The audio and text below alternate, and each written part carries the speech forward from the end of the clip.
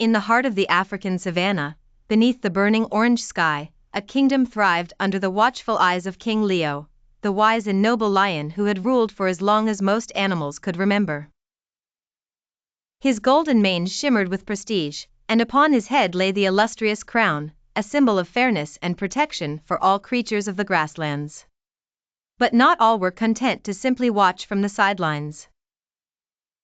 In the lush canopy not far from the lion's den, Kikizo the monkey swung from branch to branch, his mischievous eyes spotting endless opportunities for fun and trouble. With a penchant for causing little disturbances, Kikizo was the resident prankster and often the center of laughter or occasional scolding from the older animals. It was during one of these playful afternoons, as he watched the king bask lazily on his favorite rock, that a curious thought crossed Kikizo's mind. What must it be like to be king, he pondered, his eyes twinkling with mischief. That evening, as the sun dipped below the horizon and shadows took hold of the savanna, Kikizo seized his chance. With exceptional stealth, he crept into the lion's den and, using his nimble fingers, swiped the crown right from under Leo's sleeping head.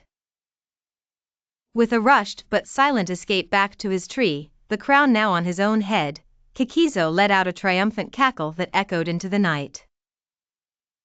By dawn, news of the missing crown had spread, causing panic among the animals.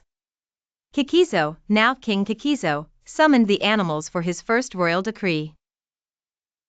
The animals gathered, confused and curious in equal measure, staring up at the cheeky monkey whose head was adorned with the majestic crown.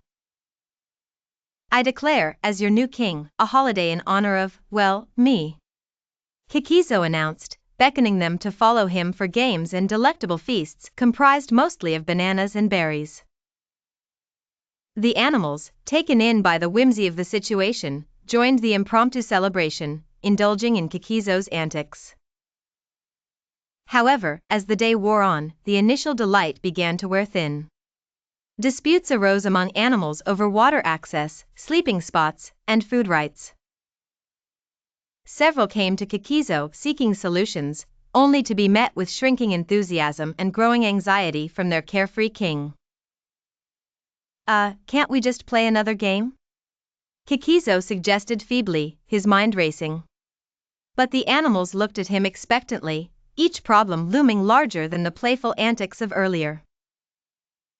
That night, while peering into the starlit sky from the highest tree branch, the weight of his stolen crown felt heavier than ever.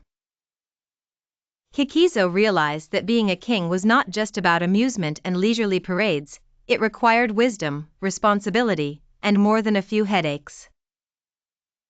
Weary and repentant, Kikizo sought out his den's trail to find King Leo at dawn.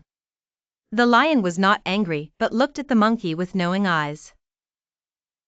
It's not so easy being king, is it? Leo murmured, his voice a mixture of sternness and empathy. With a heavy sigh, Kikizo returned the crown, his shoulders unburdened by the relinquishment of power. No, it really isn't, he admitted. I guess I'm more suited for tree swinging and banana peeling than ruling, truthfully. King Leo chuckled softly and patted Kikizo on the back with his powerful paw. You've learned a valuable lesson, my little friend. But remember, there's always room for a little fun, as long as you know the importance of responsibility. And with that, the natural order was restored. King Leo resumed his rightful place, offering fairness and peace. As for Kikizo, he returned to his antics, now more aware and with stories to tell about the day he was king for a day, a tale of mischief, laughter, and a great lesson learned about what it truly means to wear a crown.